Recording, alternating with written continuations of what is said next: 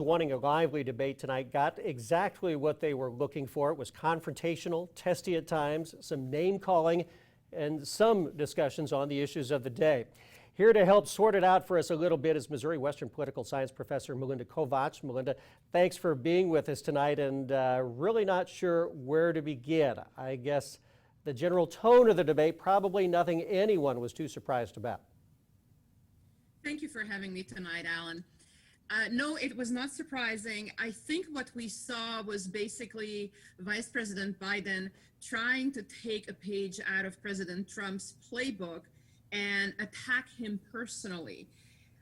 I would say that overall, it was more like a pub brawl than a presidential debate. And my very quick summary is, I'm not sure who won, but I can pick a clear loser tonight, and that is the dignity of presidential debates.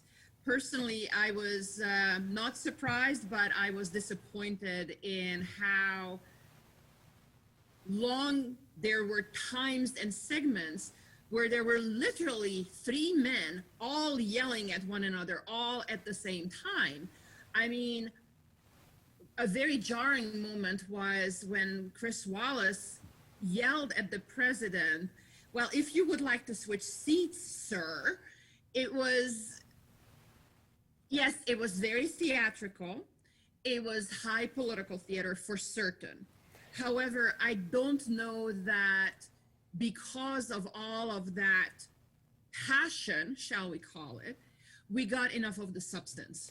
We are certainly in a polarizing time, and we have those who support the president very much in his corner. We have those who do not support him and, like Joe Biden, very much there. How is any of this going to change anyone's minds at all, or for that limited number of uncommitted voters yet? Where do they even begin to look at this debate tonight and come to a conclusion?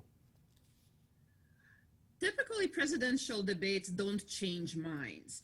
And more than likely, this year more than ever, the big question is not, who do I vote for? The big question is, do I go vote, or do I participate in the election by casting a ballot, whether it means showing up at a polling station on November 3rd, or whether it means voting early or voting absentee, or whatever other modalities may be available. Well, so the expectation generally is that you don't change people's minds with a presidential debate. Melinda Kovacs from Missouri Western, a political science professor. We will talk about some of the issues more specifically that they talked about tonight a little later in our newscast. We'll let you take a break from what we saw, catch your breath a little bit, and we'll get back to you just a little bit later. Thank you, Melinda Kovacs. Well, K2 News at 10 following tonight's first debate between President Donald Trump and Joe Biden. Let's get back now to looking at some of the discussion with Missouri Western political science professor Melinda Kovacs. Thanks for joining us once again, Melinda. I guess between the combativeness, the interruptions, the yelling, the name calling, all of that, did we learn anything new about policy tonight? It seemed to be the greatest hits from both of them, really. I don't think there was a whole lot of new items that were rolled out in terms of policy or plans or strategy from either candidate, to be quite honest. I don't think that the revelation was about their policies. It was more about their records and how each of them was trying to attack the other person's record, which was partly set up that way, right? I mean, one of the items that Chris Wallace was wanting to talk about was what was the record of each of the candidates. But I don't think that there was any new announcement of what either one of them wanted to do policy-wise. They hit 6 subjects tonight, among them the election security, there was COVID-19, there was the economy, the Supreme Court also, that just recently coming up just in the last week or so with the death of Ruth Bader Ginsburg. Both seemed very clear on where they stood on that. The president going ahead with naming a replacement judge potentially, and Democrats saying, well, no, hold on, this should wait until after the election. Correct. And I thought what was noticeable about that exchange is President Trump said that Judge Barrett is very highly qualified, and he spoke of how she has very high praise from people from Notre Dame.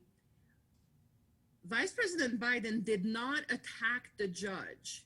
He intentionally said, she seems like a really fine judge, she seems like a fine person, and he was focused on the political process, and that process being, you can't possibly rush through a confirmation now when tens of thousands of people have already cast ballots in this election. It's not just that there is going to be an election. Biden's point was that the election is already underway, and therefore its conclusion and its results ought to be respected before a confirmation goes forward. Well, we've got about a minute left to chat here. Much of the discussion on COVID-19, which has dominated discussion for the past several months, each of them attacking each other's stance on it really right now. The president saying Joe Biden would close down the economy once again and shut down schools. Joe Biden criticizing the president for his stance on masks and really hit the whole response. This has been another part of the polarizing part of the debate between Republicans and Democrats since this pandemic began.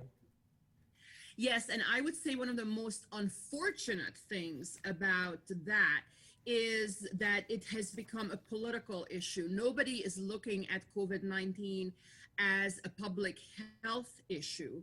Everybody is looking at it as a political point of argument. We're not looking at wearing a mask in terms of how safe or health protecting it is. We are looking at it as what political statement are you making with wearing a mask or not wearing one.